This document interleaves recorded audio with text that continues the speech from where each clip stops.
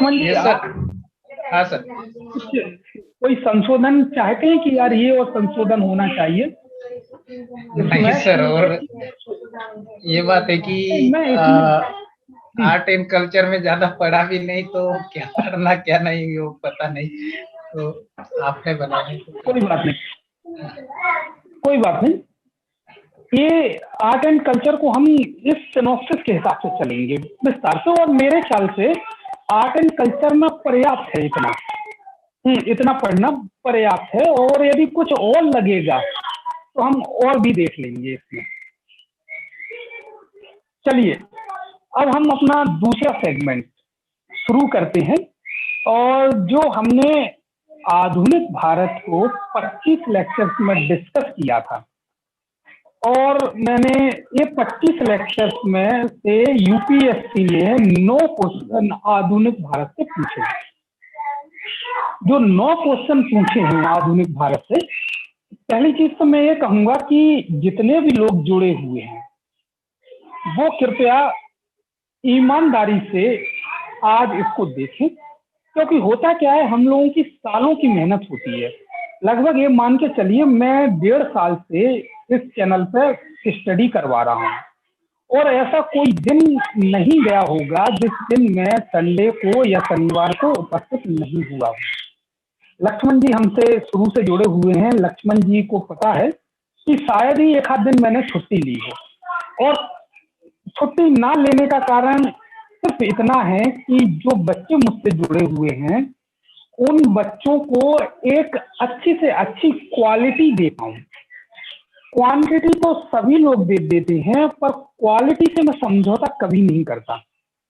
मैं उसमें लिंक बिठा पाऊं, मैं अच्छी समझ पैदा कर पाऊं, ये मेरा उद्देश्य रहता है। और मैं इस विश्वास मानिए कि आज जो हमारा रिजल्ट है, ये मान के चलिए आज 1.5 साल बाद जो हमें रिजल्ट मिलेगा, जो हम आपको प्रदर्शित करेंगे कि यह क्वेश्चन यूपीएससी ने पूछा है, इस क्वेश्चन को हमने अपने किस लेक्चर के किस सेगमेंट में डिस्कस किया था।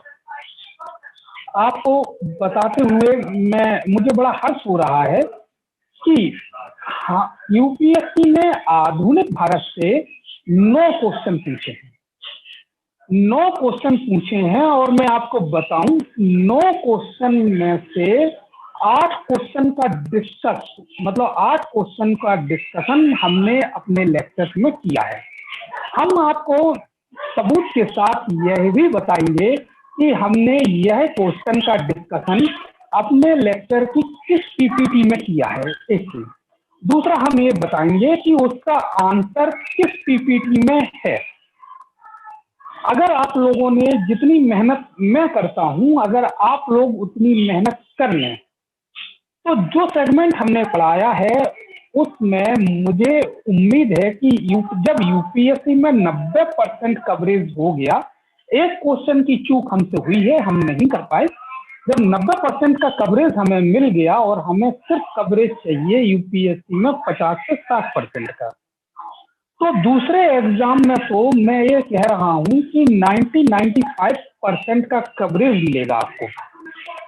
अब हम पहले मैं उस क्वेश्चन को जो यूपीएससी में आए हैं आधुनिक भारत से, जो यूपीएससी का पेपर है, उसको क्वेश्चन को पहले मैं इंग्लिश में पढ़ूंगा, फिर उस क्वेश्चन को मैं हिंदी में पढ़ूंगा, और फिर उसके बाद उस क्वेश्चन को मेरे जो नोट्स हैं, जो हमने समझाया है, वो कहां पर मिलेगा उसको हम देखेंगे।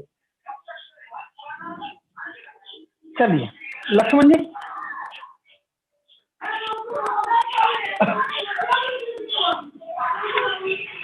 पहला क्वेश्चन लगाइए।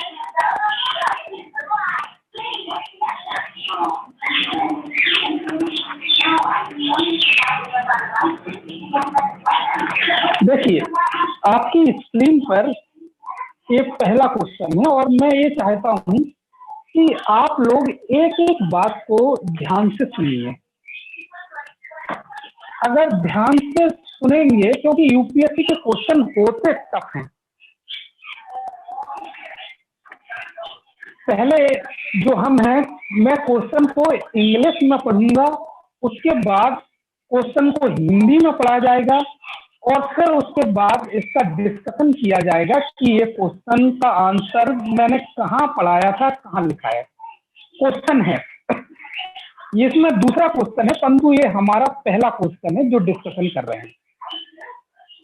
क्वेश्चन कह रहा है, कंसीडर द फॉलोइंग स्टेटमेंट।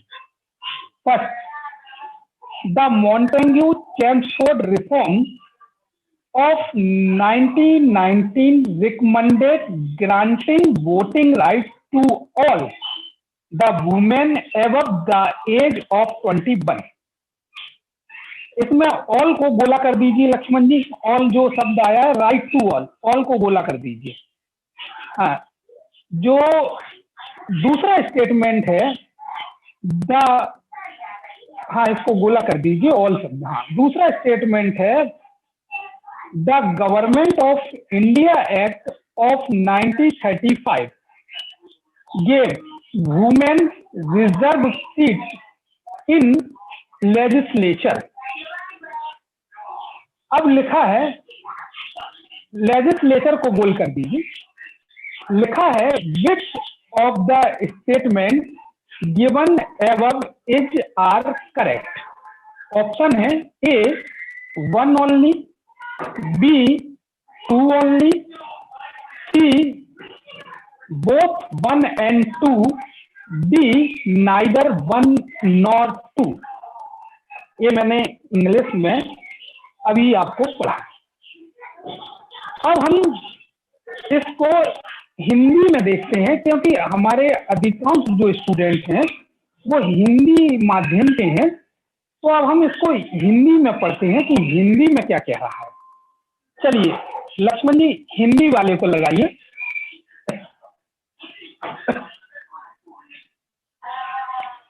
चलिए देखिए, जो अभी हमने इंग्लिश में पढ़ा उसकी हिंदी पढ़ते हैं। निम्नलिखित कथनों पर विचार कीजिए। फर्स्ट, पहला कथन है, 1919 के मॉन्टेगू-चेम्सफोर्ड सुधारों में 21 वर्ष से अधिक आयु की सभी महिलाओं के लिए मताधिकार की संस्तुति की गई। सभी को गोल कर दीजिए लक्ष्मण जी, जो सभी को गोल कर दीजिए। ये गणेश वल्लभी जी कोई क्वेश्चन पूछना चाह रहे हैं, हम इसको एंड में लेंगे गणेश जी को। दूसरा स्टेटमेंट है 1935 के गवर्नमेंट ऑफ इंडिया एक्ट में विधानमंडल में महिलाओं के लिए आरक्षित स्थानों का प्रावधान किया गया। उपर्युक्त कथनों में से कथन सही है, ए केवल 1, बी केवल 2, सी 1 व 2 दोनों, डी ना तो 1 ना ही 2। चलिए अब मैं आपको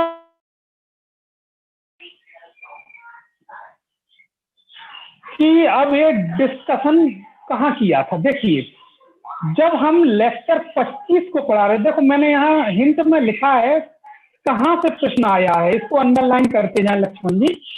कहाँ से प्रश्न आया है, तो मैंने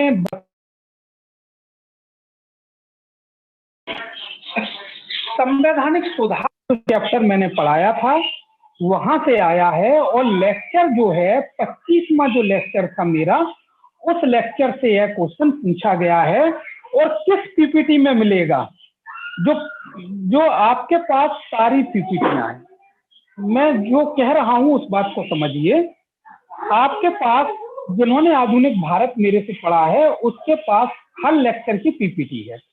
और यह जो लेक्चर मिलेगा पीपीटी 6 व 7 में मिलेगा। यहाँ गलती से 7 व 8 लिख गया है, 6 व 7 में मिलेगा। अब मैं आपको उस 25वें लेक्चर की पीपीटी 6 व 7 को शो करूंगा, जहां इसको हमने डिस्कस किया था, जहां इसका आंसर है। लक्ष्मण जी, उस पीपीटी को शो करिए।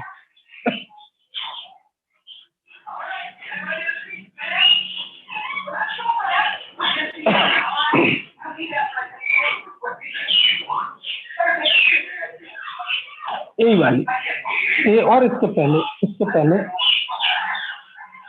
और पहले बस बस बस, बस हाँ, इसके पहले भी थोड़ा सा है इससे। हाँ, देखिए ये पीपीटी नंबर 6 है। इसको 6 को दिखा दीजिए स्टूडेंट को। बस ये पीपीटी नंबर 6 है। और भारत शासन अधिनियम 1919 मांटेगू चेम्सफोर्ड सुधार है ये। आप लोगों के पास सारी पीपीटी है और आप लोग पहले मतलब उस पीपीटी यदि आपके पास है तो उसको देखिए। हमने इसको डार्क किया है 1919 का एक्ट। यहाँ पर क्वेश्चन में 2 एक्ट पूछे गए हैं, एक 1919 का एक्ट और दूसरा 1935 का एक्ट। 1919 का एक्ट था वो ये कहता था कि चुनाव की प्रणाली कैसी होगी और मताधिकार कैसे होंगे। अब जैसे कि आप इधर आइए मताधिकार, मताधिकार पे आएंगे तो मताधिकार में एक कुछ वर्णन लिखा है मैंने।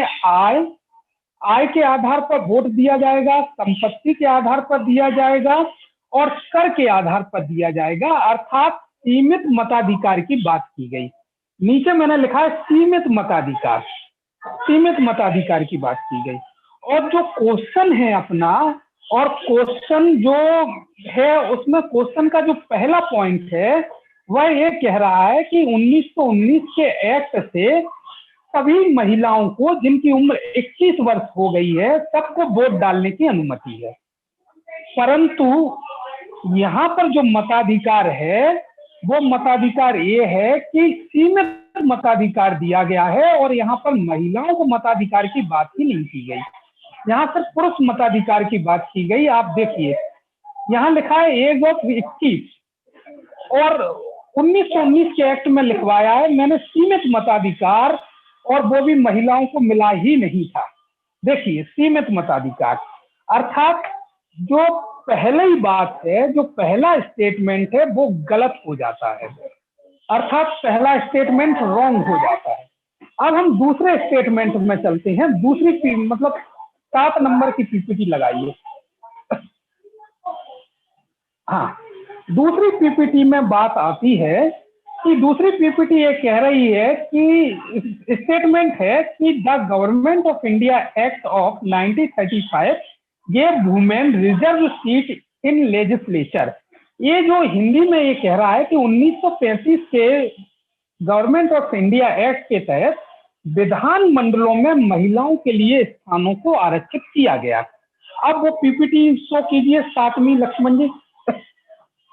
देखिए 1935 में मैंने यहाँ लगाया था, 1909 में क्या हुआ, 1919 में क्या हुआ और 1935 में क्या हो रहा है। 1935 में क्या हो रहा है मैंने इसको दिखाया था। तो 1935 में किन किन लोगों को विधान मंडलों में सीटें आरक्षित की गई। पहला दलित को की गई। आपको पता होगा डॉक्टर अंबेडकर के प्रयासों से दलित को सेपरेट इलेक्शन मिला, यानी कि दलित लोग ही चुनाव में भाग लेंगे और दलित लोग ही वोट डालेंगे। महिलाओं को भी सेपरेट इलेक्शन की बात की गई कि महिलाएं ही भाग लेंगी, महिला ही वोट डालेंगी। मजदूर अर्थात जो सेकंड ऑप्शन है वो राइट हो जाता है, अर्थात 1935 के अधिनियम में महिलाओं की बात की जा रही है। अब आइए आप ऑप्शन पर, क्वेश्चन पेपर पे आइए। देखिए first question, the Montagu Chelmsford reforms of 1990 recommended granting voting rights to all the women. इसमें ऑल द वुमेन आ गया और जो भी वुमेन 21 वर्ष से ऊपर की हैं सबको वोट डालने का अधिकार होगा। परंतु उस समय वोट डालने का अधिकार सीमित लोगों को था और मैं बता दूं 1935 के आते आते भी मात्र 10% जनसंख्या भारत में वोट डाल सकती थी। और वोट कैसे डालेगी? वोट वह लोग डालेंगे जो एक निश्चित मात्रा में सरकार को टैक्स देते हो, निश्चित मात्रा में एक संपत्ति हो, वो लोग वोट डालेंगे। महिला तो बहुत दूर की बात है। अर्थात ये स्टेटमेंट हो जाता है रॉन्ग। क्रॉस कर दीजिए स्टेटमेंट को, क्रॉस कर नहीं, ये पहला स्टेटमेंट को क्रॉस कीजिए। आपने क्वेश्चन को क्रॉस कर दिया। और जो दूसरा स्टेटमेंट है, दूसरा स्टेटमेंट कह रहा है the government of India act of 1935 gave women reserve seat in legislature. ये जो दूसरा स्टेटमेंट सही है, यानी कि 1935 के भारत शासन अधिनियम में यह बात कही गई थी कि विधानमंडलों में महिलाओं के लिए स्थान आरक्षित होंगे। यह स्टेटमेंट सही है, इसको राइट कीजिए।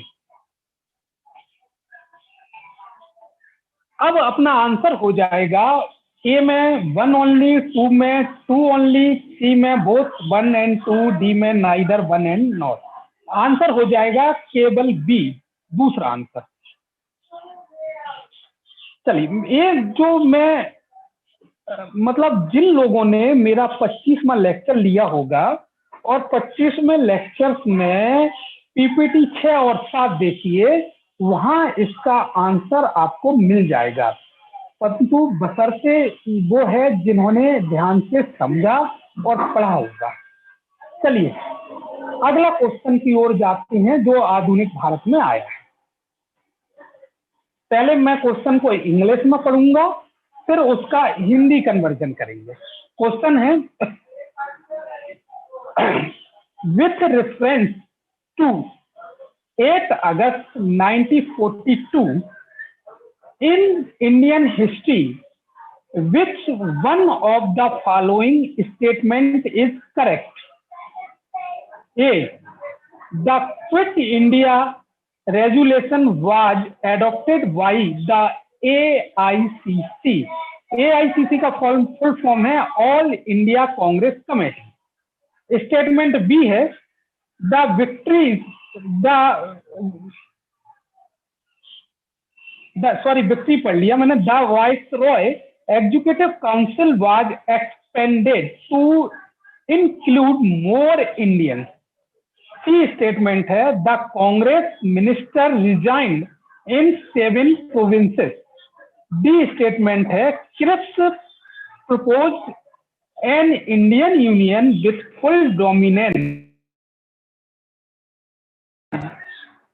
Once the second world war was over. चलिए अब इस क्वेश्चन को हिंदी में लेते हैं। चलिए इसकी हिंदी लगाइए लक्ष्मण जी।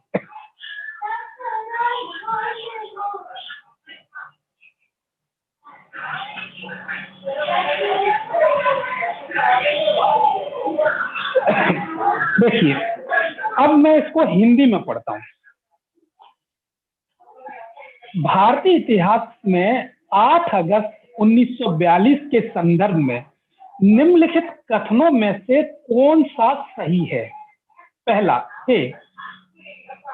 AICC या अर्थात ऑल इंडिया कांग्रेस कमेटी द्वारा भारत छोड़ो प्रस्ताव अंगीकार किया गया। बी, वायसरॉय की एग्जीक्यूटिव काउंसिल का विस्तार अधिक संख्या में भारतीयों को सम्मिलित कर लिया गया। सी, 7 प्रांतों में कांग्रेस मंत्रिमंडलों ने त्यागपत्र दे दिया। डी, क्रिप्स ने प्रस्ताव रखा कि द्वितीय विश्व युद्ध के बाद संपूर्ण डोमिनियन स्टेटस वाले भारतीय संघ की स्थापना की जाएगी। ये बहुत सरल क्वेश्चन पूछा गया है और मुझे लगता है जितने भी मेरे स्टूडेंट हैं इसको आसानी से हल कर लेंगे। अब आप लोगों से मैं जानना चाहूंगा इसका आंसर क्या होगा। पहले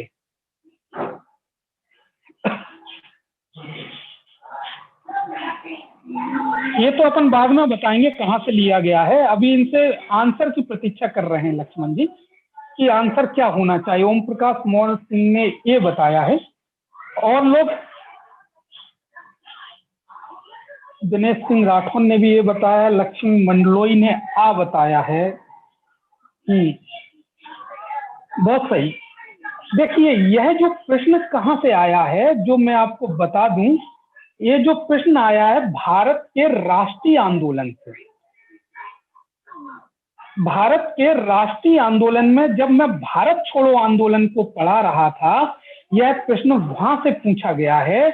और जो मैंने लेक्चर 20 पढ़ाया, डिस्प्ले करिए लक्ष्मण जी, नीचे और डिस्प्ले करें।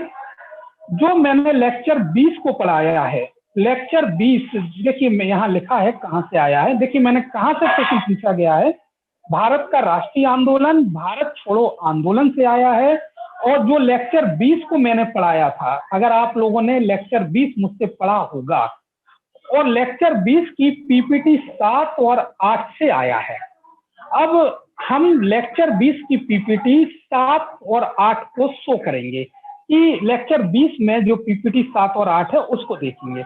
और आप लोगों के पास तो लक्ष्मी, आपके पास तो पीपीटी है और आप उस पीपीटी को देखिएगा कि कहाँ इसका आंसर मिलेगा। चलिए लक्ष्मण जी शो करिए 7 और 8 पीपीटी।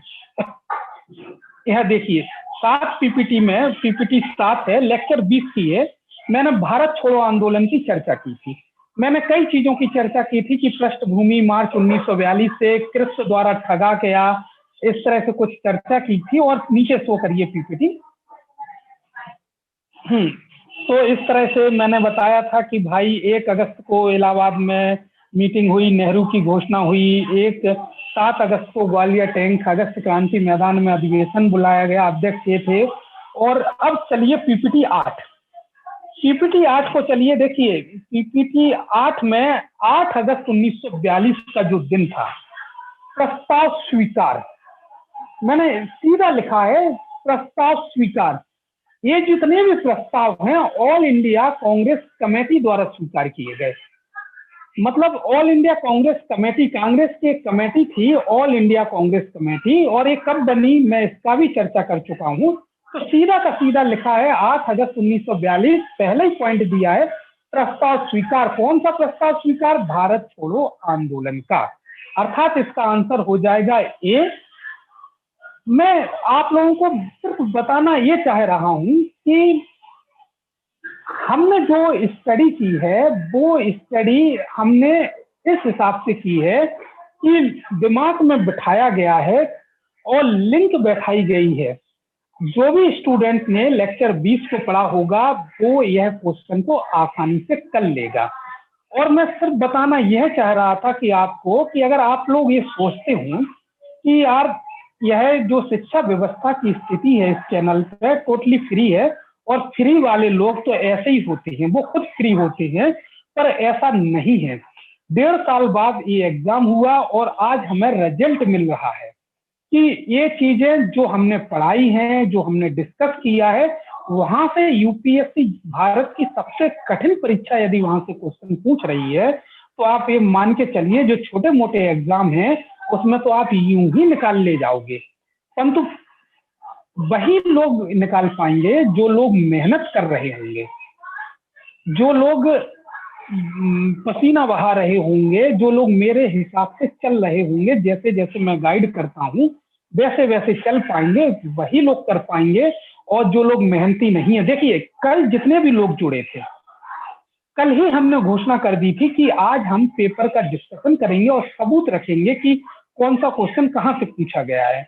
और जितने लोग नहीं जुड़े तो ये मान के चलिए कि वो वास्तव में सिंसियर नहीं है, क्योंकि कल हमने यह बताया था कि कल जो पेपर का डिस्कशन होगा उसमें हम सबूत के साथ ये प्रस्तुत करेंगे कि कहाँ से क्वेश्चन पूछा जा रहा है।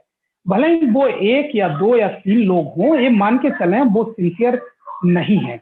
और जो लोग कल की क्लास से आज जुड़े हैं तो ये मान के मैं बिल्कुल बताना चाहूंगा कि ये लोग सिंसियर हैं, परंतु सिर्फ सिंसियर हैं पर मेहनती हैं या नहीं ये बाद में पता चलेगा जब आप रेगुलर क्लास लेते रहेंगे। चलिए, ये दूसरा क्वेश्चन था जो कि आधुनिक भारत से पूछा गया था और यह भी हमारे कवरेज में था। चलिए लक्ष्मण जी तीसरा क्वेश्चन शो करिए।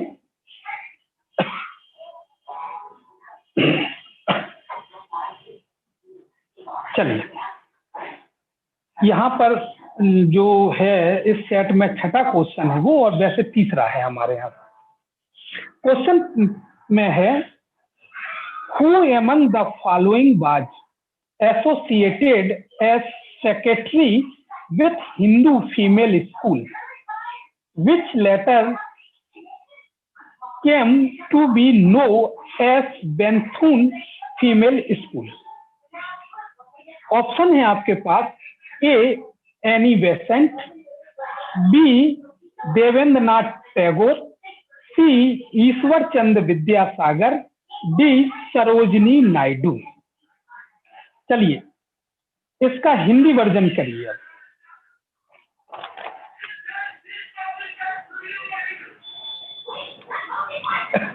हाँ,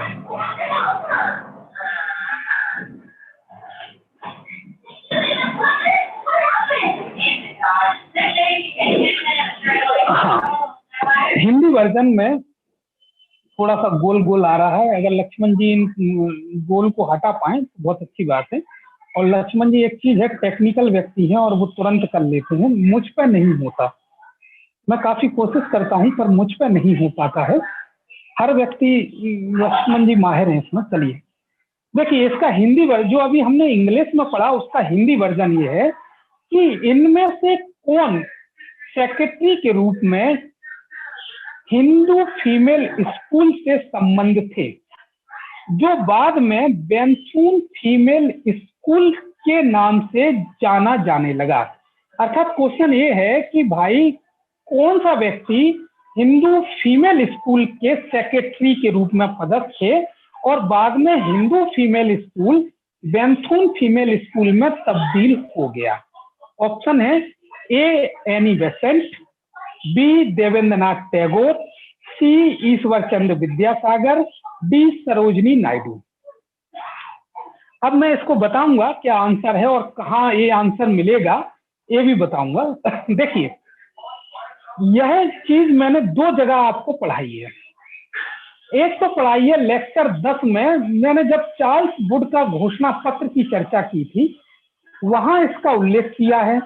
और दूसरा लेक्चर 24 में, लेक्चर 24 में जब मैंने सामाजिक धार्मिक सुधार और विशेष रूप से महिला सुधारों की बात की थी, उसमें मैंने इसका विस्तार पूर्वक चर्चा की है। मैंने आपको महिलाओं के लिए कुछ लोगों ने बहुत जबरदस्त काम किया है। जैसे कुछ लोगों ने महिला विधवा पुनर्विवाह पर काम किया है, जिसमें मैंने आपको बताया था 3 बी याद रखना, बी से शुरू होते हैं उनके नाम। अब महिलाओं के लिए कई लोगों ने काम किया है। जैसे अगर इस क्वेश्चन को यदि आप सिर्फ सुनने के आधार पर निकालना चाहे, जैसे ईश्वर चंद्र विद्यासागर ने काम किया है, राजा राम मोहन राय ने काम किया है, देवेंद्र नाथ टैगोर ने काम किया है, केशव चंद्र सेन ने कहा, हालांकि देवेंद्र नाथ टैगोर ने कोई खास काम नहीं किया, केशव चंद्र सेन ने बहुत काम किया है, और भी कई लोगों ने काम किया है।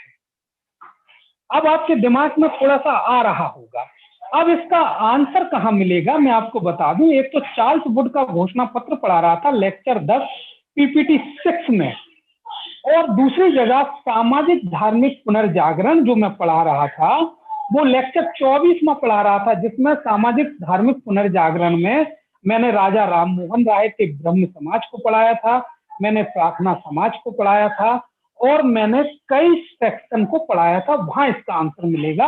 अब लक्ष्मण जी इस आंसर को आप ले चलिए, कहाँ मिल रहा है, चलिए ले चलिए। देखिए पीपीटी बताइए इनको। देखिए ये लेक्चर 10, यहाँ मेरा नाम भी लिखा हुआ है, हरीश कुमार मौत, सहायक वाणिज्यिक कर अधिकारी। वो गलती से सील लग गई है, अब लग गई तो अब उसको संशोधित नहीं किया जा सकता। लक्ष्मण जी ऐसी कोई टेक्निक है कि ये मेरी जो सील लगी हुई है हरीश कुमार मौर्य की, वो हट जाए? हाँ, पीपीटी एडिट करना पड़ेगा सर, हो जाएगा।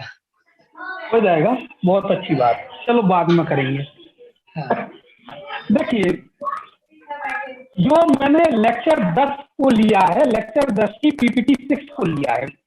आप सब लोगों के पास मेरी पीपीटी है, और यहाँ पर जो मैंने जिक्र की थी वो जिक्र की थी 5 प्रांतों में लोक शिक्षा विभाग, स्कूलों की स्थापना, स्कूलों की वो लाइन खींचते जाइए। प्राइवेट एफर्ट को प्रोत्साहन दिया बाई ग्रांट इन एड, और फिर मैंने बताया महिला शिक्षा पर जोर। नीचे जो लिखा महिला शिक्षा पर जोर, महिला शिक्षा पर एक व्यक्ति थे, उनका नाम था J.E.D. बेंथुन। यहाँ पे सिर्फ बेंथुन आया है, और जो J.E.D. बेंथुन साहब थे वो law member of governor general की काउंसिल थे, यानी जो गवर्नर जनरल की जो वायसराय की काउंसिल में लॉ मेंबर थे।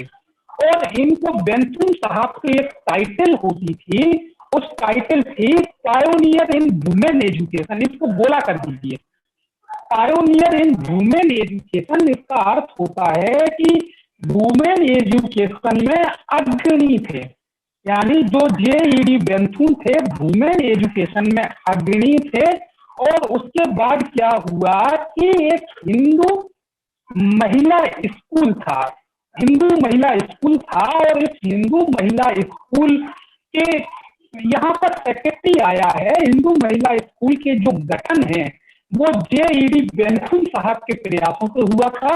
और इस हिंदू महिला स्कूल के जेईडी बेंथुन के जो सहायक थे वो थे ईश्वर चंद्र विद्यासागर।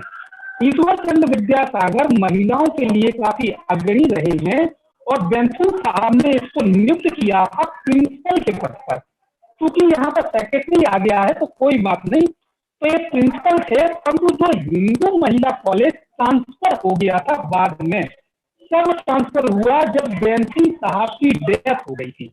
यानी बेंथुन साहब जब इस दुनिया में नहीं रहे थे तो ईश्वर चंद्र विद्यासागर की सलाह पर बेंथुन जो हिंदू महिला स्कूल बदल गया बेंथुन महिला स्कूल में।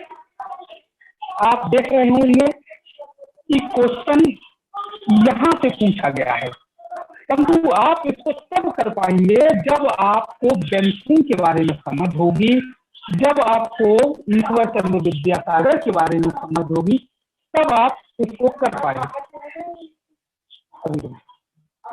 अब मैं इस बात के लिए एक दूसरी जगह भी इसकी चर्चा हुई है, वो कहाँ हुई है, लेक्चर 24 में पीपीटी 8 और 9 में चर्चा हुई है। इसको आगे कीजिए, अब अगली पीपीटी लगाइए।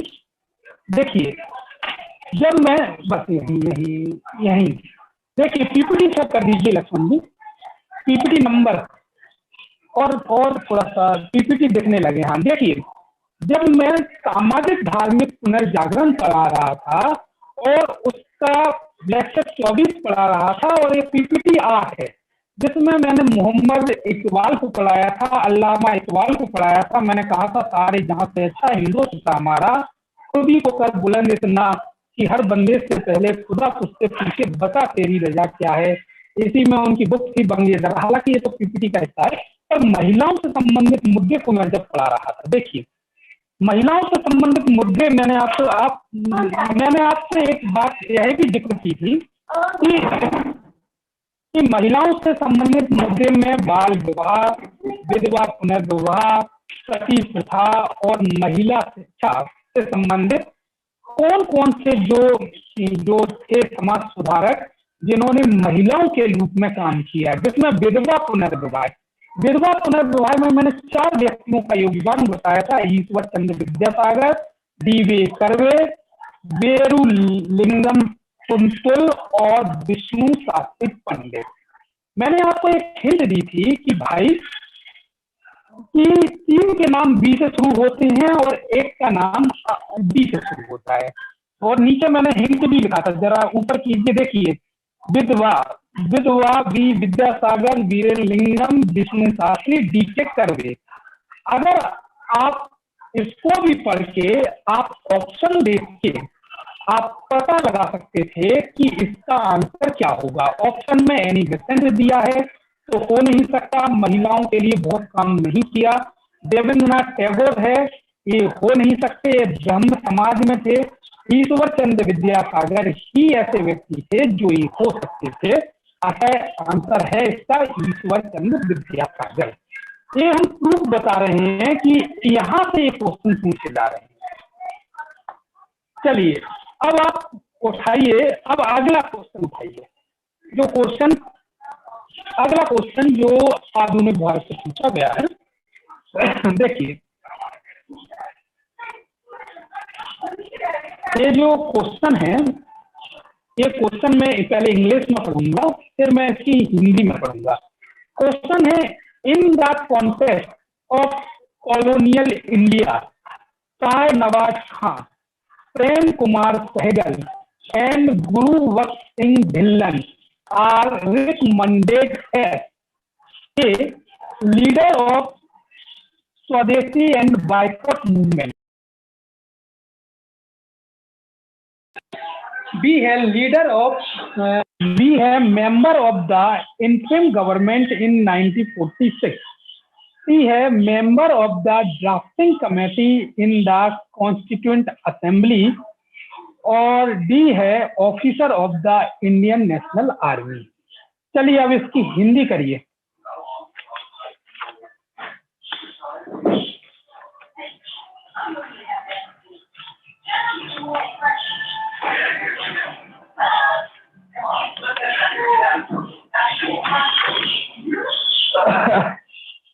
हाँ आ गया आ गया।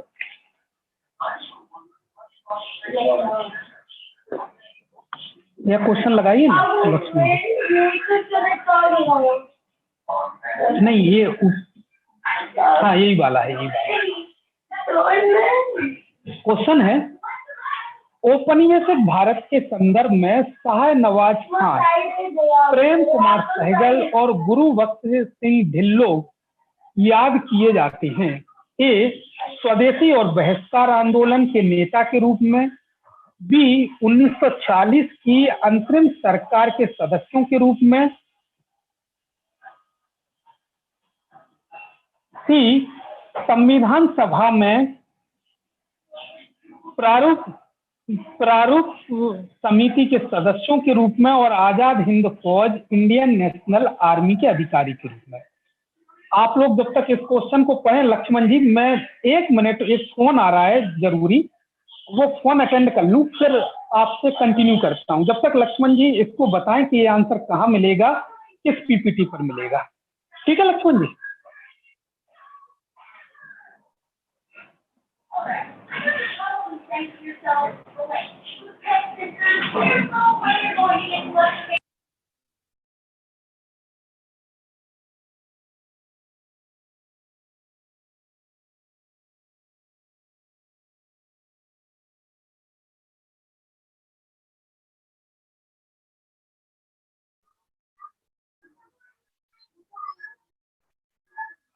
इस प्रश्न का जो आंसर है वो लेक्चर 3 में पीपीटी 6 पर दिया हुआ है, जहाँ सर द्वारा पढ़ाए गए लेक्चर में राष्ट्रीय आंदोलन इस टॉपिक की हम पढ़ाई कर रहे थे। सुभाष चंद्र बोस आजाद हिंद सेना, उसमें दिया हुआ है।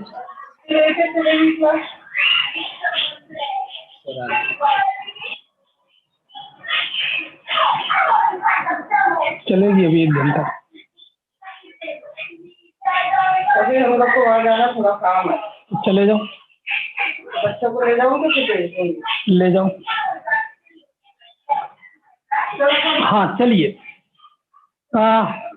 सॉरी फोन आ गया था, और एक आज जरूरी फोन नहीं आते तो मैं अटेंड नहीं करता, बहुत जरूरी फोन था, इसलिए क्षमा चाहता हूँ। देखिए यह क्वेश्चन बहुत सरल है, और यह क्वेश्चन बराबर आता रहा है, और कई इसका आप लोग आंसर जानते होंगे। बताइए इसका आंसर क्या होना चाहिए? आपने शाहनवाज, प्रेम सहगल और गुरु बख्श ढिल्लो का नाम सुना होगा। इसका आंसर डी बताया है दिनेश सिंह राठौर ने। और लोग जो जुड़े हुए हैं वो भी बताइए।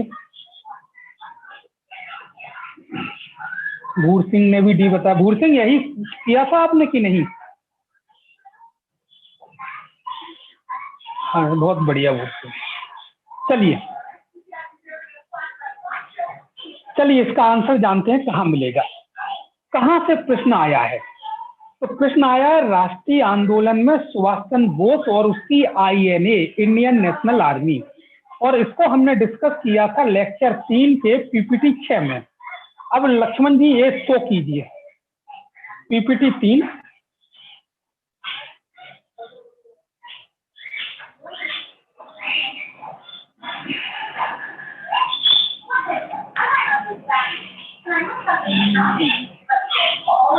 हाँ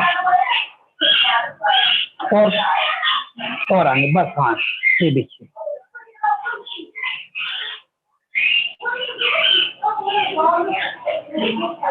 उसको हाँ ये देखिए, इसकी पीपीटी दिखा दीजिए इन लोगों को। ये पीपीटी चूंकि कट गई है, ये पीपीटी जो है 6 है और लेक्चर 3 है एक।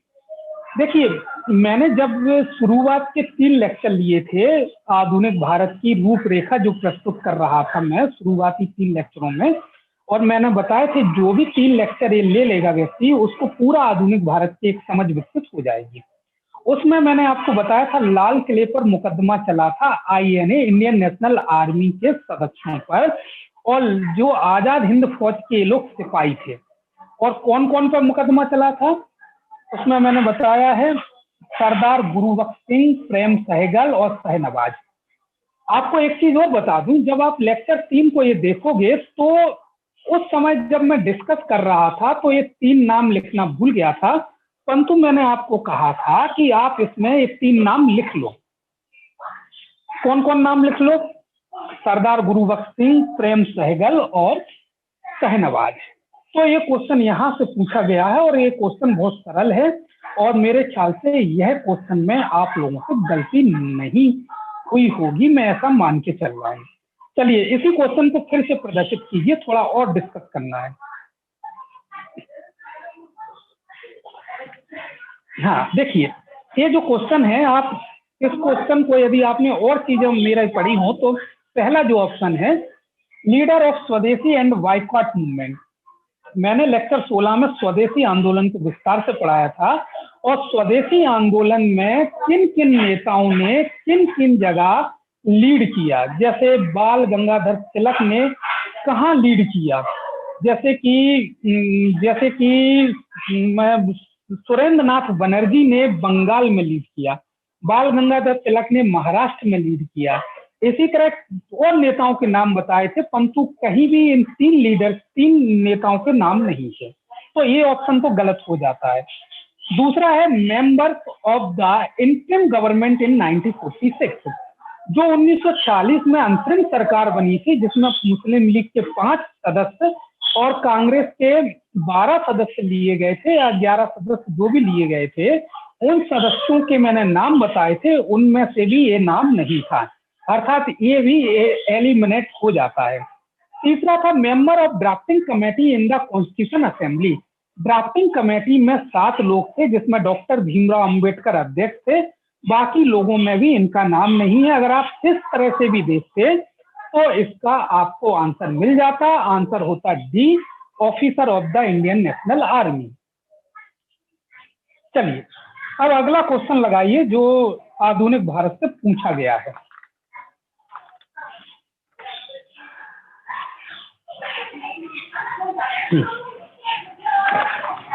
चलिए मैं पहले इंग्लिश में पढ़ रहा हूं, फिर मैं उसके हिंदी वर्जन करूंगा। With reference to Indian history which of the following statement is are correct? First है the Nizamat of Arcot emerged out of Hyderabad state. Second है the Mysore kingdom emerged out of Vijayanagar empire. Third है Rohilkhand kingdom was formed out of the territories occupied by Ahmad Shah Durrani. Select the correct answer using the codes given below. A 1 and 2, B 2 only, C 2 and 3 only, D 3 only. चलिए इसका Hindi version कीजिए।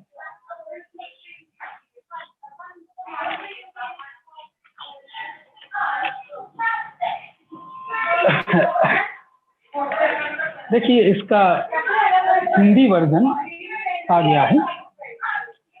भारतीय इतिहास के संदर्भ में, Hindi version है, भारतीय इतिहास के संदर्भ में निम्नलिखित में कथनों में कौन से कथन सही हैं? फर्स्ट, हैदराबाद राज्य से आरकोट की निजामत का उदय हुआ। दूसरा, विजयनगर साम्राज्य से मैसूर राज्य का उदय हुआ। थर्ड है रोहिलखंड राज्य का गठन अहमद शाह दुर्रानी या अधिकृत राज्य क्षेत्रों से हुआ। नीचे दिए गए कूट का प्रयोग कर सही उत्तर चुनिए। ए केवल 1 और 2, बी केवल 2, सी 2 व 3 और डी केवल 3। अब देखते हैं प्रश्न कहां से आया है। आप लोग को कुछ इसका आंसर कर सकते हो? जिन लोगों ने मेरे लेक्चर्स को सुना होगा वो निश्चित रूप से आंसर निकाल सकते हैं, और जिन्होंने नहीं सुना होगा वो हो सकता है दूसरी कोचिंग में पढ़े हों, तो वो भी आंसर निकाल सकते हैं। बताइए, इसका आंसर दीजिए। ये भूर सिंह पावरा, बहुत बढ़िया। देखिए, दिनेश सिंह राठौर भी ये दे रहे हैं, बहुत अच्छी बात।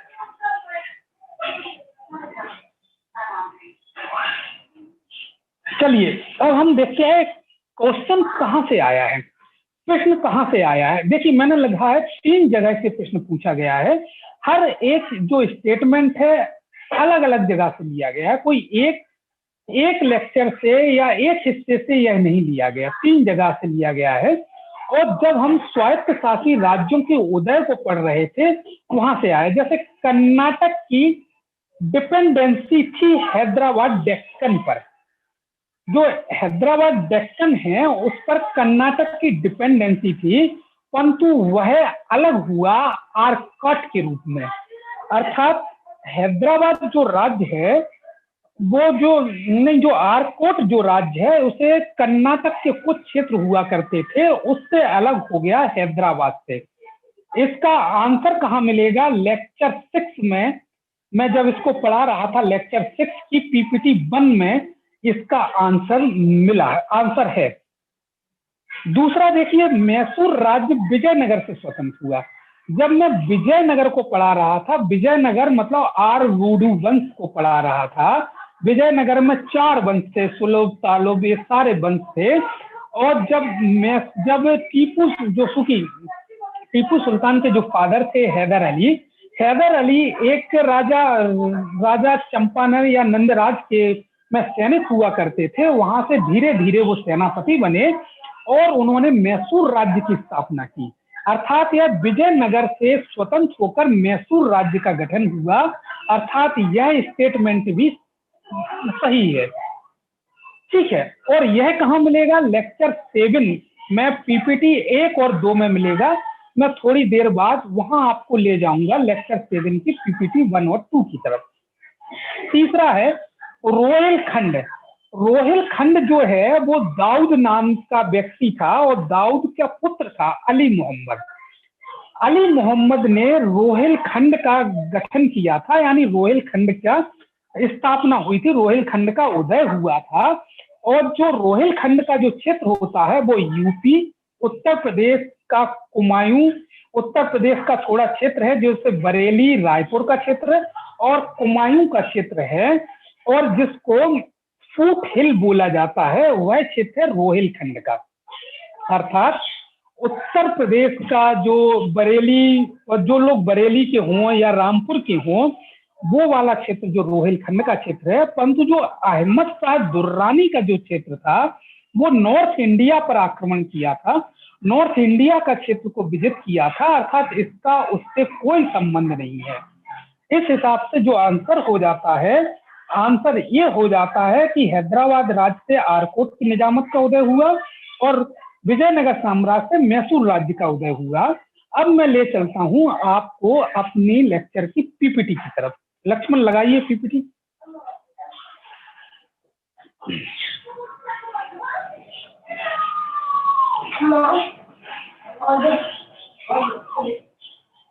लेक्चर 6 की पीपीटी 1। हाँ, और आगे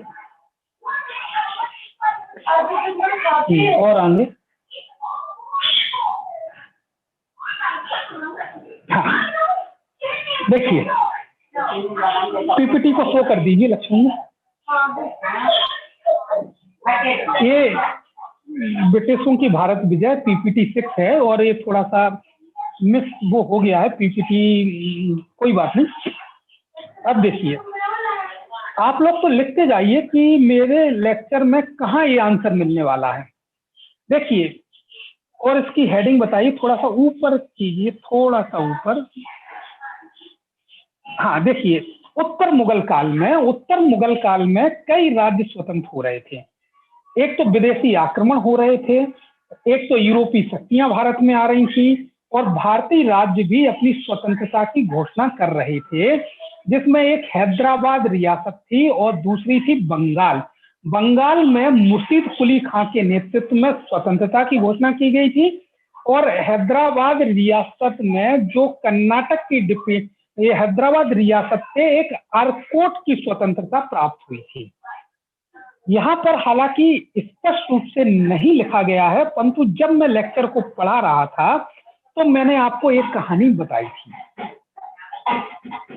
तो कहानी जो बताई थी कि हैदराबाद राज से किस शासक ने स्वतंत्रता ली थी, तो वहां इसका जिक्र किया था।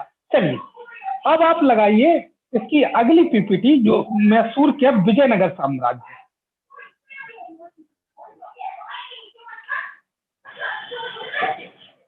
अगली पीपीटी लगाइए, इसके जस्ट नीचे वाली। देखिए मैसूर राज्य से संबंधित चर्चा, मैसूर राज्य की उत्पत्ति कैसे हुई, और ऊपर कर दीजिए, नीचे वाली पीपीटी लगाइए। हाँ देखिए यह जो है मिलेगा लेक्चर 7 की पीपीटी 1 और 2 में मिलेगा। देखिए विजयनगर साम्राज्य में 4 राजवंश थे, संगम वंश, तालुक वंश, तुलुक वंश और आरबीडू वंश। इन 4 राजवंशों में जो आखिरी राजवंश था आरबीडू वंश, आरबीडू वंश में 4 शासक हुए। कौन कौन से? तिरुमल, रंग द्वितीय, वेंकट द्वितीय और रंग तृतीय। वेंकट द्वितीय के काल में, आरबीडू वंश के वेंकट द्वितीय के काल में 1586 से 1614 के बाद राजा ओडियार द्वारा 1612 में मैसूर राज्य की स्थापना की गई। मैं क्या पढ़ा रहा हूँ कि मैसूर की उत्पत्ति कैसे हो रही, ये पढ़ा रहा हूँ। मैसूर राज्य की स्थापना की गई और उस समय जो उसके बाद काफी समय बाद नए राजा बने राजा चिक्का कृष्णयन और उनके मंत्री थे नंदराज व देवराज। ऊपर कर दीजिए और नीचे शो करिए। और इन्हीं के मंत्री के काल में राजा की नहीं चलती थी, मैंने एक कहानी बताई थी, राजा की नहीं चलती थी, मंत्री की चलती थी।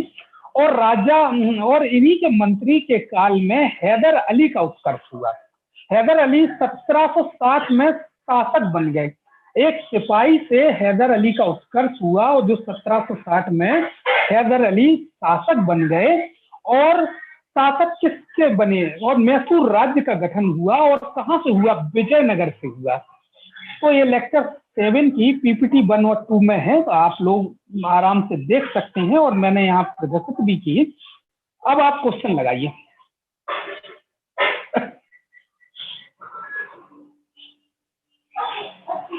देखिए पहला और दूसरा कथन सत्य है। रोहिलखंड के बारे में मैंने आपको बताया कि रोहिलखंड कहाँ स्थित था, और रोहिलखंड की चर्चा हम जब जो ब्रिटिशों की भारत विजय थी, धीरे धीरे भारत को जीत रहे थे अंग्रेज, उस समय रोहिलखंड की चर्चा की थी।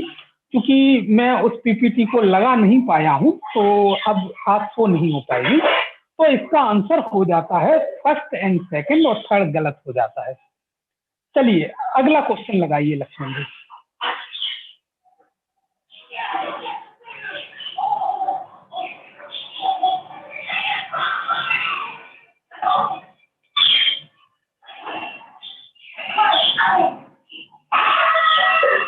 चलो क्वेश्चन है, in the first quarter of 17th century in which of the following were the factories of the English East India Company located? First, Bharuch. Second, Chikkakol. Third, Tiruchinappalli. Select the correct answer using the code given below. A, 1 only. B, 1 and 2. C, 3 only. D, 2 and 3. चलिए इसकी हिंदी करते हैं।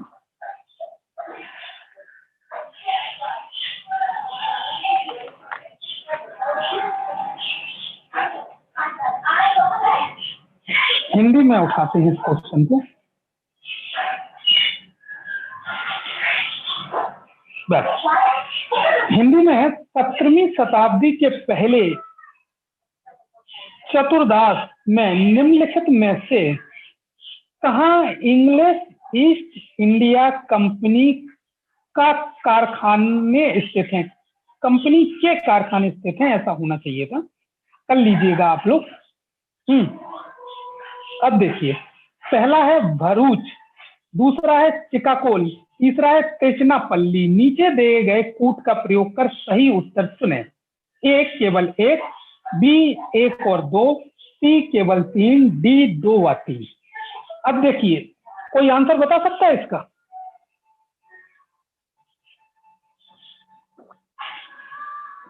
भूर सिंह क्या लगाया था?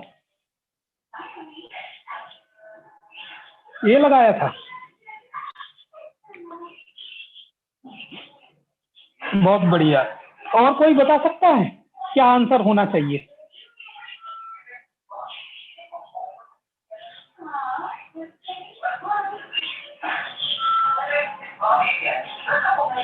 कोई और?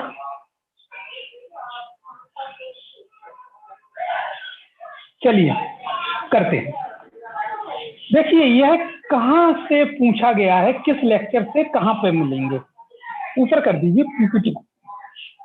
कहां से लिया गया है? यह यूरोपीय शक्तियों के भारत में जब आगमन हो रहा था, जब मैं लेक्चर 5 को पढ़ा रहा था और लेक्चर 5 की पीपीटी 6 को जिक्र कर रहा था, वहां यह आंसर था। अब लक्ष्मण जी, लेक्चर 5 की पीपीटी 6 को आप लगाइए, जिसमें एक चित्र के माध्यम से मैंने ईस्ट इंडिया कंपनी के सारे कारखानों का जिक्र किया था।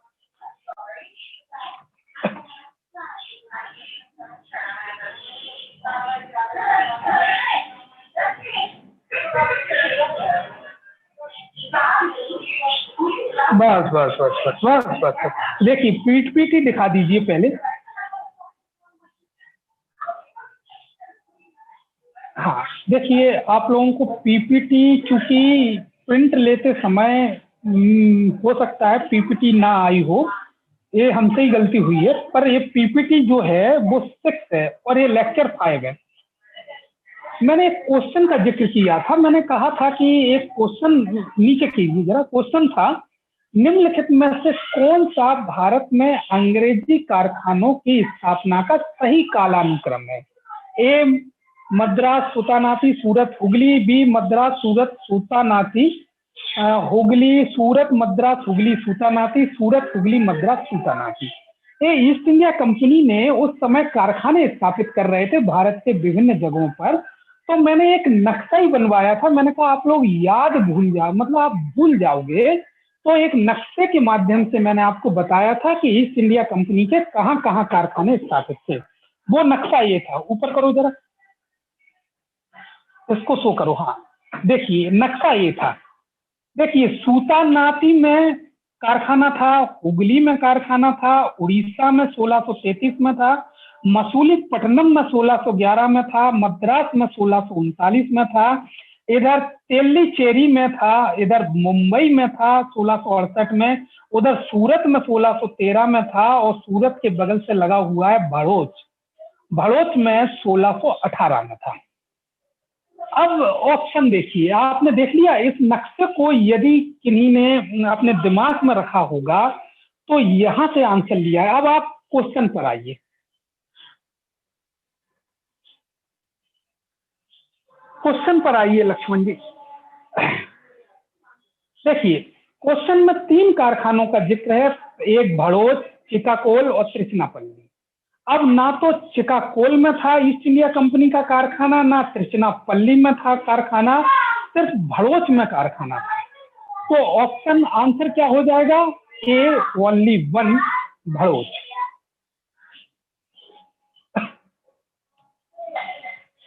चलिए अगला क्वेश्चन लगाइए।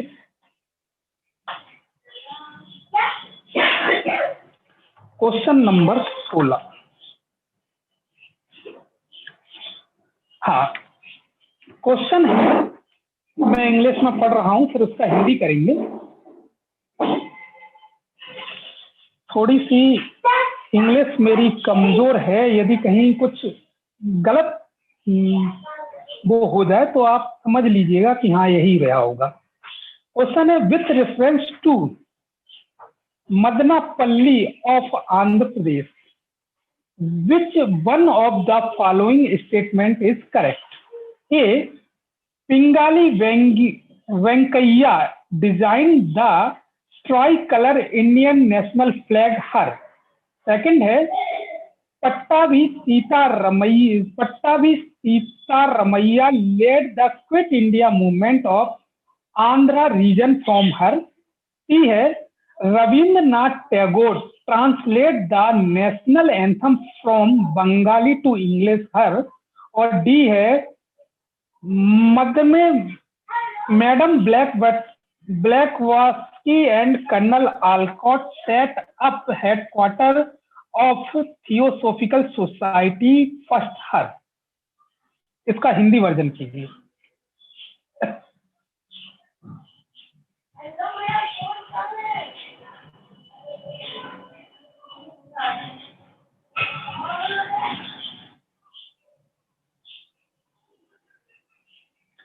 देखिए हिंदी में है, आंध्र प्रदेश के मदनपल्ली के संदर्भ में निम्नलिखित में से कौन सा कथन सही है? चार कथन दिए हैं। एक कथन है पिंगली वेंकैया ने यहाँ भारतीय राष्ट्रीय ध्वज तिरंगे को डिजाइन किया। दूसरा है पट्टाभी सीतारमैया ने यहाँ से आंध्र क्षेत्रों में भारत छोड़ो आंदोलन का नेतृत्व किया। सी है रविंद्रनाथ टैगोर ने यहाँ राष्ट्रगान का बांग्ला से अंग्रेजी में अनुवाद किया। डी है मैडम ब्लावात्स्की तथा कर्नल अलकाट ने सबसे पहले यहाँ थियोसोफिकल सोसाइटी का मुख्यालय स्थापित किया। चलिए अब ये मिलेंगे कहाँ कथन? अब कोई बता सकता है इसका आंसर क्या होगा? पहले आप लोगों से पूछें इसका आंसर क्या होना चाहिए, यानी कोई भी जवाब देना चाहे।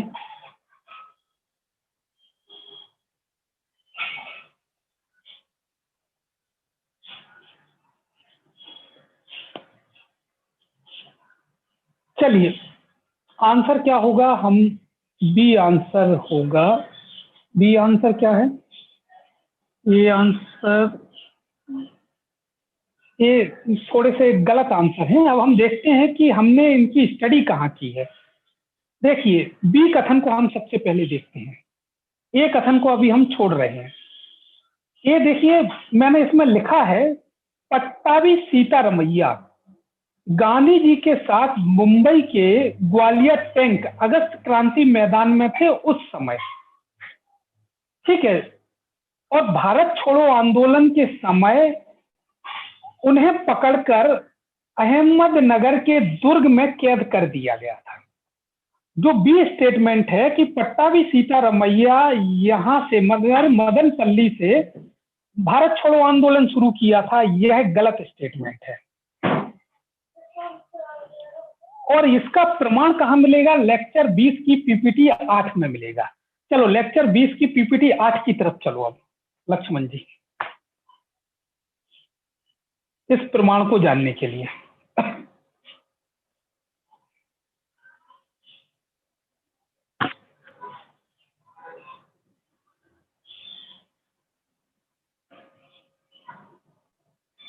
देखिए मैंने आपको ये बताया, एक लिस्ट बनवाई थी अगर आप लोगों को ध्यान हो कि गांधी जी के और किन किन नेताओं को कांग्रेस के किन किन जेलों में रखा गया था।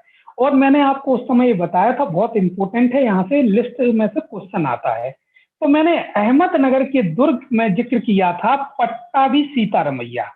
देखिए पट्टाभी सीतारमैया यहाँ पर हैं, ये पट्टाभी सीतारमैया। तो पट्टाभी सीतारमैया उस समय मुंबई में थे जब भारत छोड़ो आंदोलन शुरू हो रहा था। और मदनपल्ली में, फिर आंध्र प्रदेश के मदनपल्ली में पट्टाभी सीतारमैया नहीं पहुंच सकते, अर्थात बी स्टेटमेंट गलत हो जाता है।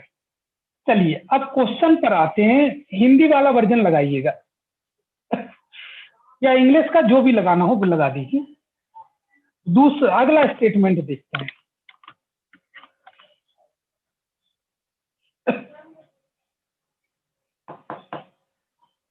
आज लक्ष्मण जी को बहुत मेहनत करना पड़ रही है।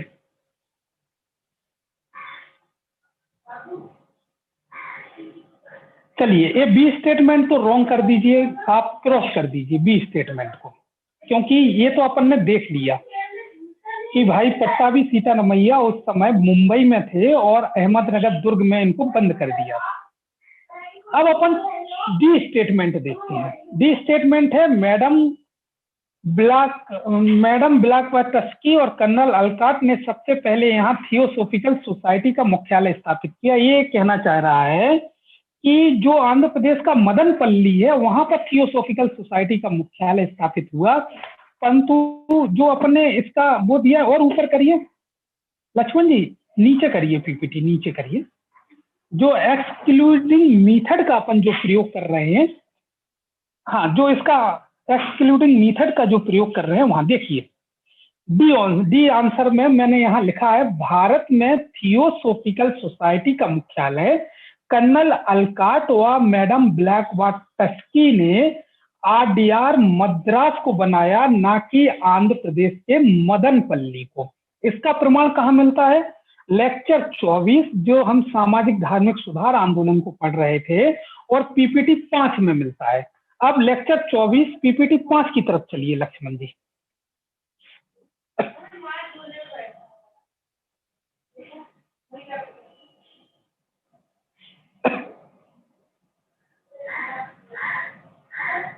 देखिए, पीपीटी दिखा दीजिए यदि पीपीटी का सही प्रिंट आ पाया हो तो, और ऊपर कीजिए। हाँ देखिए, पीपीटी 5, ये लेक्चर 24 की पीपीटी 5 है। आप लोग अपने लेक्चर में इसको देखिएगा, आपके पास प्रिंट होगा।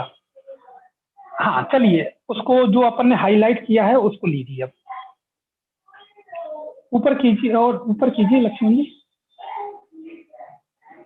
थियोसोफिकल सोसाइटी पर लाइए, थियोसोफिकल सोसाइटी।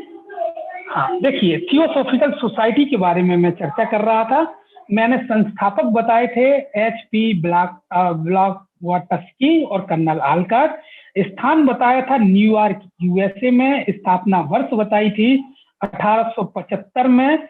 और भारत में स्थापना कहाँ हुई थी? देखिए, आरडीआर मद्रास 1882। इसको कर दीजिए, गोला कर दीजिए।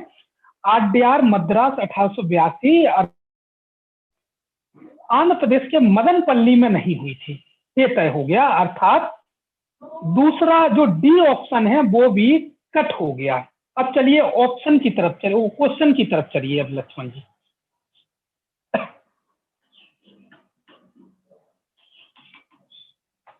क्वेश्चन की तरफ चलिए लक्ष्मण जी। आप लोग बोर तो नहीं हो गए? यस या नो बताइए।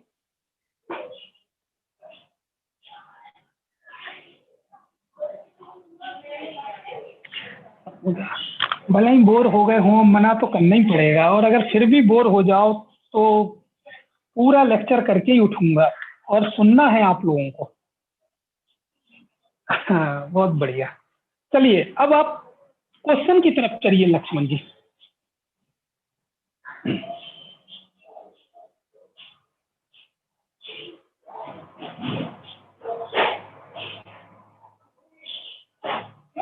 चलिए, इसमें से एक तो बी जो स्टेटमेंट था वो गलत हो गया, डी स्टेटमेंट गलत हो गया। इसको कहते हैं एक्सक्लूडिंग मेथड, अर्थात जो चीज अपन को पता है उसको क्रॉस करते जाएं। अब समस्या ये आ रही है दो स्टेटमेंट में। एक स्टेटमेंट ये है, पिंगाली वेंकैया ने यहाँ भारतीय राष्ट्रीय ध्वज तिरंगे का डिजाइन किया, और सी स्टेटमेंट, रविंद्रनाथ टैगोर ने यहाँ राष्ट्रगान का बांग्ला से अंग्रेजी में अनुवाद किया। अब आपके पास सिर्फ दो स्टेटमेंट बचे हैं। अब दो स्टेटमेंट में से या तो अब सी सही होगा या ए सही होगा। और मैं आपको बता दूं, पिंगाली वेंकैया ने भारतीय राष्ट्रीय ध्वज तिरंगे का डिजाइन तैयार किया है, परंतु क्या मदनपल्ली में किया, यह क्लियर नहीं हो पा रहा है। और सी स्टेटमेंट है, रविंद्रनाथ टैगोर ने यहाँ राष्ट्रगान का बांग्ला से अंग्रेजी में अनुवाद किया। मैंने जब रविंद्रनाथ टैगोर के बारे में जब मैं लेक्चर 16 में पढ़ा रहा था, तो विस्तार से रविन्द्रनाथ टैगोर के विभिन्न आयाम को उठाया था। मैंने आपको ये भी बताया था रविन्द्रनाथ टैगोर का जो गीत है वो 3 देशों के कहीं ना कहीं राष्ट्रगान है। पहला भारत का जन गण मन अधिनायक जय हो, और बांग्लादेश का आमार सोनार बांग्ला, और श्रीलंका का जो राष्ट्रीय गीत है वो श्रीलंका ने भी जो धुन है रविन्द्रनाथ टैगोर के गीत को उठाई है। ये कभी भी ये क्वेश्चन आ सकता है कि भाई रविन्द्रनाथ टैगोर के गीत कितने देशों के राष्ट्रीय गान है। अभी तक आपको पता था क्या 3 देशों के राष्ट्रीय गान है, यस या नो? नहीं, चलो कोई बात नहीं। अब इस क्वेश्चन को 2 आंसर में से कौन सा टिक करोगे? अब आप, ये सही बात है कि हमें ये नहीं पता अब कौन सा टिक हो जाएगा। मतलब मैं ये चाह रहा हूं 2 तो विकल्प हमने निकाल दिए एक्सक्लूडिंग मेथड से, अब 2 विकल्प हमारे पास बचे हैं, तो किस मेथड से निकालोगे आप? कॉमन सेंस से निकालोगे, कॉमन सेंस का यूज करोगे, क्योंकि रविन्द्रनाथ टैगोर ने राष्ट्रगान बंगाली में लिखा है और बंगाली से अंग्रेजी में अनुवाद किसने किया ये हम नहीं जानते, परंतु हम एक्सक्लूडिंग मेथड का प्रयोग करके सी आंसर पर लगा देंगे, क्योंकि पिंगली वेंकैया का ऐसा कोई योगदान नहीं है राष्ट्रगान में। जब राष्ट्रगान में कोई योगदान नहीं है तो ये मान के चलिए कि राष्ट्रगान का ना तो बंगाली ना अंग्रेजी में अनुवाद होगा। ये कॉमन सेंस वाली बात है। और पिंगली वेंकैया का अभी 2 महीने पहले बर्थडे निकला है, 2 अगस्त को पिंगली वेंकैया जी का बर्थडे मनाया जाता है, और पिंगली वेंकैया को शायद कोई नहीं जानता इतिहास में, परंतु अब आप लोग जानने लगेंगे। चलिए, फिर भी इसके लिए आप ले चलिए लेक्चर 16 की पीपीटी 2। हाँ, लेक्चर 16 की पीपीटी 2 में रविन्द्रनाथ टैगोर का जिक्र किया है मैंने, वहां ले चलिए।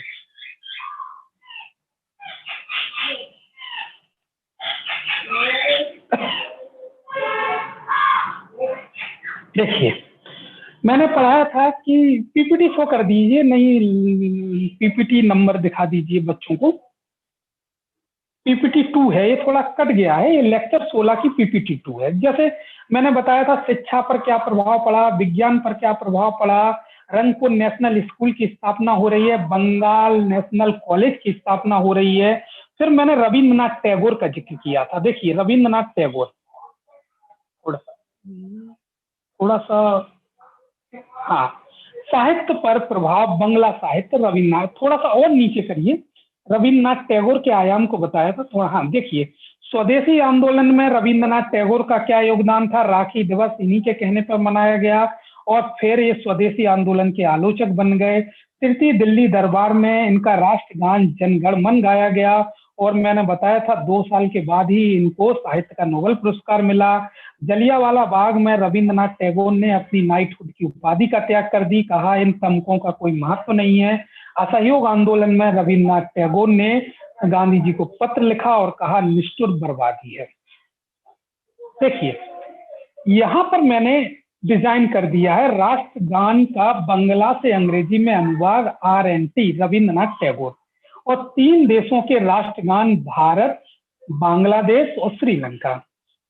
यहाँ मैंने जो अपने मूल नोट्स थे उसमें नहीं लिखा था, परंतु यह क्वेश्चन हमें एक्सक्लूडिंग मेथड से हल हो गया, इसलिए मैंने यहाँ जोड़ दिया है। ठीक है, तो अब आप लोग देख सकते हैं कि कहाँ इसका आंसर मिल रहा है, और भविष्य में अब ये क्वेश्चन आ सकता है कि रविन्द्रनाथ टैगोर के जो गीत हैं 3 देशों के राष्ट्रगान हैं या नहीं, ये आगामी परीक्षाओं का सवाल होगा, इसलिए अब आप इसका ध्यान रखें। चलिए लक्ष्मण जी, अगला क्वेश्चन लगाइए।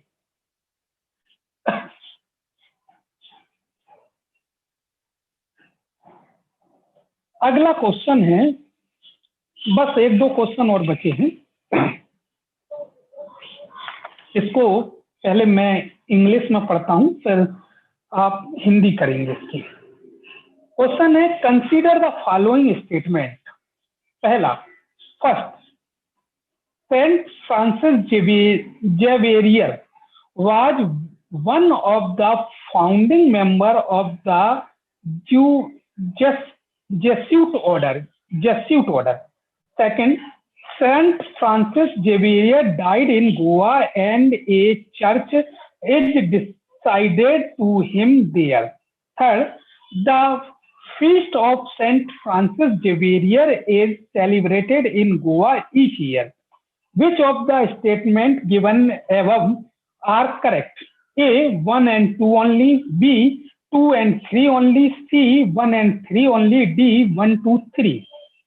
इसका हिंदी वर्जन करिए लक्ष्मी।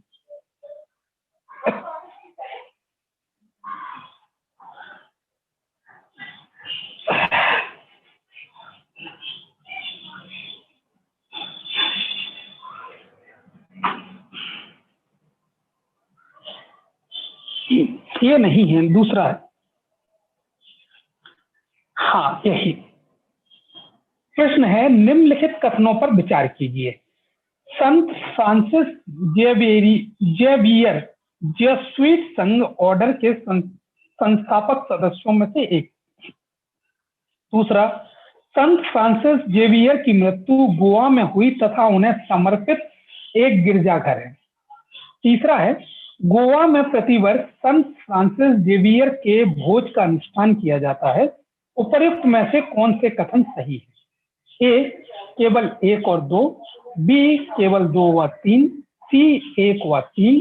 डी, 1, 2, 3। देखिए, यह क्वेश्चन टफ क्वेश्चनों में से एक है, परंतु जब मैं पुर्तगालियों के आगमन को यहाँ पढ़ा रहा था, जब भारत में पुर्तगाली वास्को डी गामा, उसके बाद और पुर्तगाली जब आए, किस मार्ग से आए, तब मैंने एक कहानी सुनाई थी। और मैंने जब गोवा वाली कहानी सुनाई थी कि गोवा को कैसे जीता पुर्तगालियों ने, तब संत फ्रांसिस जेवियर की चर्चा की थी। मुझे उम्मीद यह बिल्कुल भी नहीं थी कि यह क्वेश्चन भी आ सकता है। और चूंकि मुझे तो इसलिए पता है इस क्वेश्चन का, क्योंकि मैं गोवा गया था, तब इनकी जो क्या कहते हैं मम्मी है वहां पर सुरक्षित रखी गई है, देखा था। अब कहानी में मैंने जरूर बताया था कि संत फ्रांसिस जेवियर कहाँ से संबंधित हैं और इनको प्रतिवर्ष एक आयोजन होता है। अब थोड़ा हम डिस्कस करते हैं। मैंने लिखा है प्रश्न कहाँ से आया है, कहानी से आया है, चूंकि मेरे द्वारा कहानी सुनाई गई थी, परंतु इस कहानी का लिखित में कोई प्रमाण नहीं है, क्योंकि अगर मुझे पता होता तो मैं लिखवा देता। अब इसको देखते हैं कि संत फ्रांसिस जेवियर का जन्म जो हुआ था 7 अप्रैल 1506 में स्पेन में हुआ था, और जो मृत्यु हुई है 3 दिसंबर 1552 को सांगझन चाइना में हुई है। सांगझन चाइना का एक प्रांत है, वहां मृत्यु हुई है। और इनके नाम पर जो त्योहार मनाया जाता है, इनके मृत्यु के दिन 3 दिसंबर को प्रतिवर्ष गोवा में मनाया जाता है। अब देखिए अपन ऑप्शन। संत फ्रांसिस जेवियर जेसुइट संघ के ऑर्डर के संस्थापक सदस्यों में से एक है। जब कभी, यदि देखिए एक कॉमन सेंस से हम हल करें, जब कभी किसी संघ की संस्थापक सदस्यों का नाम पूछा जाए तो लगभग सही ही होता है। जैसे संस्थापक सदस्य 20-25 होते हैं। अगर मैं आपसे क्वेश्चन करूं कि भारतीय राष्ट्रीय कांग्रेस के संस्थापक सदस्यों में शामिल हैं दादा भाई नौरोजी, क्या बात सही है? तो बताइए, सही स्टेटमेंट है कि गलत? हाँ या ना करके जवाब दीजिए। ट्रू। चलो, किसी भी चीज की संस्था की स्थापना करने में कई लोगों का योगदान होता है। अगर ये देखो, एक कॉमन सेंस बता रहा हूं कि कॉमन सेंस से कैसे सही हो सकते हैं। अगर ये पूछ लिया जाए कि भारतीय जनता पार्टी के संस्थापक सदस्यों में लाल कृष्ण आडवाणी जी हैं, तो जाहिर सी बात है अटल बिहारी वाजपेयी हैं। अगर क्वेश्चन ये पूछा जाए कि भारतीय जनता पार्टी के पितामह कौन है, तो सिर्फ एक व्यक्ति होगा। अतः कॉमन सेंस का प्रयोग करते हुए यहाँ अपन, मतलब जब इस तरह का कॉमन सेंस का प्रयोग करते हैं और अपन को करना ही होगा, तो पहला सही हो जाएगा। संत फ्रांसिस जेवियर जेsuit संघ के संस्थापक सदस्यों में से एक थे। कई संस्थापक सदस्य थे, इनमें से संत फ्रांसिस जेवियर भी थे। पहला सही है, टिक कर दीजिए एस।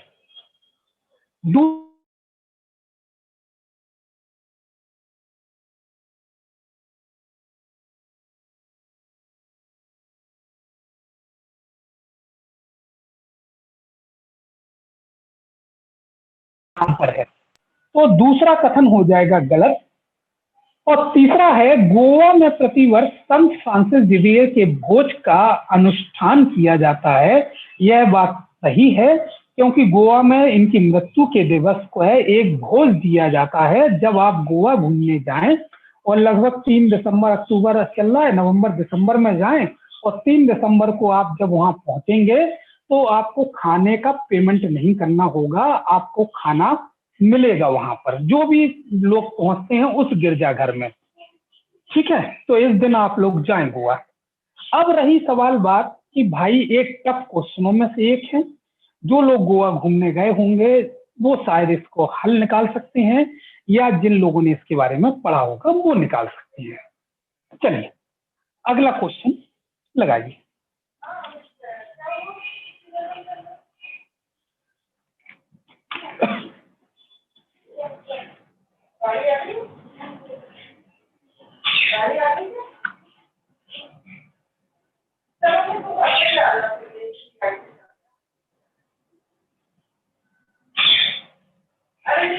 क्वेश्चन है, who among the following is associated with song from prison, a translation of ancient India religious lawyer in English?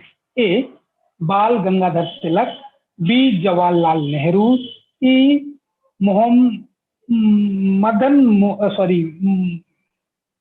Mohandas Karamchand Gandhi, D Sarojini Naidu. क्षमा चाहता हूं, थोड़ी इंग्लिश कमजोर है, इस कारण से हो रहा है। मतलब ये पूछा गया है, इसका हिंदी वर्जन कीजिए लक्ष्मण जी। हिंदी वर्जन भी शायद नहीं होगा, क्योंकि मैंने इसका इंग्लिश में ही इसको लिखा है, इस कारण से हिंदी वर्जन नहीं हो पाएगा। और चलिए मैं इसकी हिंदी कर देता हूं। पर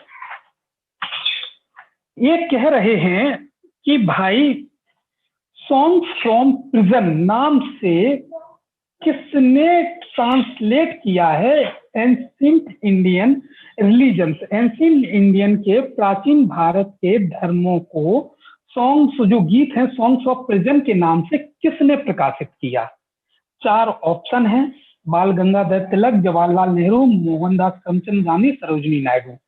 मैं आपको बता दूं, इसको मैंने आज तक नहीं पढ़ा था और इस ओर मेरा ध्यान नहीं गया था। हम चूक गए इसका आंसर निकालने में, परंतु फिर भी हम जो एक्सक्लूडिंग मेथड है उसका यहाँ प्रयोग कर सकते हैं।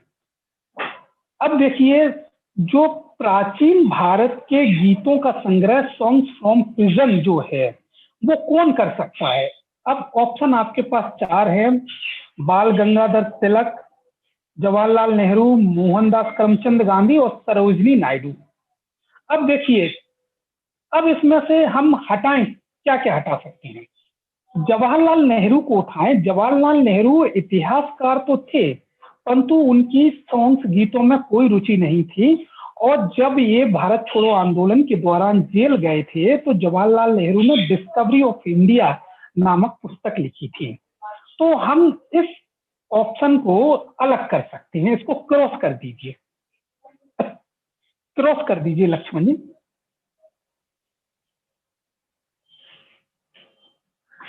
एक क्रॉस हो गया। अब हमारे पास बचे 3 ऑप्शन। 3 ऑप्शन में अब हम देखें बाल गंगाधर तिलक की स्थिति। बाल गंगाधर तिलक ने भी कई कविताओं का संग्रह किया है, जैसे इन्होंने गीता रहस्य लिखा है। गीता रहस्य नामक पुस्तक बाल गंगाधर तिलक ने लिखी। मैंने बताया कि मांडले जेल में बाल गंगाधर तिलक को बंद किया तो इतनी ठुकाई हुई कि उनको गीता का रहस्य याद आ गया। अब हमारे दिमाग में चल रहा हुआ ये हो सकता है, क्योंकि इस तरह के सॉन्ग्स बाल गंगाधर तिलक भी लिखते थे। अब हम देखते हैं डी ऑप्शन पर, सरोजनी नायडू। सरोजनी नायडू ने कभी भी इस तरह की कोई गीत नहीं लिखे हैं जहां तक मैं समझता हूं, तो इसको भी हम एक्सक्लूडिंग मेथड से बाहर कर देंगे। तो डी आंसर भी मतलब मेरे ख्याल से गलत हो जाएगा, तो डी को भी बाहर निकाल दीजिए। अब मैच टाई हो जाता है बाल गंगाधर तिलक और मोहनदास करमचंद गांधी। ये दोनों इतने नजदीकी हैं कि बाल गंगाधर तिलक ने गीता रहस्य लिखी, मोहनदास करमचंद गांधी, और अगर मैं होता या कोई और होता तो बाल गंगाधर तिलक को टिक कर देता शायद, क्योंकि मुझे दूर दूर तक उम्मीद नहीं थी कि मोहनदास करमचंद गांधी ने सॉन्ग्स फ्रॉम प्रिजन लिखा है। मुझे अपनी गलती मानने में कोई वो नहीं है, क्योंकि मेरा दिमाग बाल गंगाधर तिलक पे चल रहा था। परंतु फिर भी हम एक्सक्लूडिंग मेथड से दो को हम छांट पाए, और दो को हम में टाई है, दो में से इसका सही आंसर है आंसर सी। ये आंसर सी में लिखा, इन्होंने यरवदा जेल में गांधी जी ने जब 1930 में सविनय अवज्ञा आंदोलन के दौरान अंग्रेजी से अनुदित प्राचीन भारतीय धार्मिक गीति काव्य सॉन्ग्स फ्रॉम प्रिजन से संबंधित है, इसलिए सही आंसर है मोहनदास करमचंद गांधी। इस क्वेश्चन हम चूक गए। 9 क्वेश्चन हमसे आधुनिक भारत में हटा दीजिए। अब ये मेरे ख्याल से 9 के 9 क्वेश्चन डिस्कस हो गए हैं। ये 9 क्वेश्चन आधुनिक भारत से पूछे गए थे। 9 क्वेश्चन में से 7 क्वेश्चन ज्यों के त्यों हमारे द्वारा डिस्कस किए गए थे, पढ़ाई की गई थी, और मैंने विद प्रूफ के साथ बताया कि कहाँ डिस्कशन हुआ था। बाकी के 2 क्वेश्चन में से आप एक्सक्लूडिंग मेथड से आप उनको हल कर सकते थे। अगर 2 क्वेश्चन, एक्सक्लूडिंग मेथड भी तब काम करती है जब आप पूरे लेक्चर्स को अच्छे से समझ रखते हो आधुनिक भारत की, तो 2 क्वेश्चंस में से कम एक्सक्लूडिंग मेथड से 2 विकल्प को आप हटा सकते थे। 2 विकल्प में से आप तुक्का भी लगाते तो 1 क्वेश्चन और सही हो जाता, अर्थात 9 क्वेश्चन में से कम 8 क्वेश्चन आप कर पाते। 7 तो आप स्पष्टली कर लेते और 1 क्वेश्चन शायद और कर पाते। अगर मान लो नहीं भी कर पाते तो 7 क्वेश्चन जिन्होंने लेक्चर्स को सुना है वो अच्छे से कर पाए होंगे।